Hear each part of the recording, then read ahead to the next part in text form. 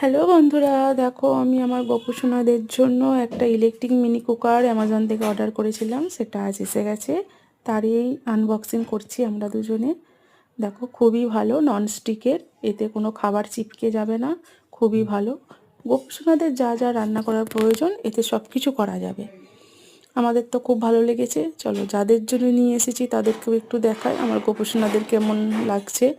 চলো ওদেরকেও একটু দেখিয়ে দিই।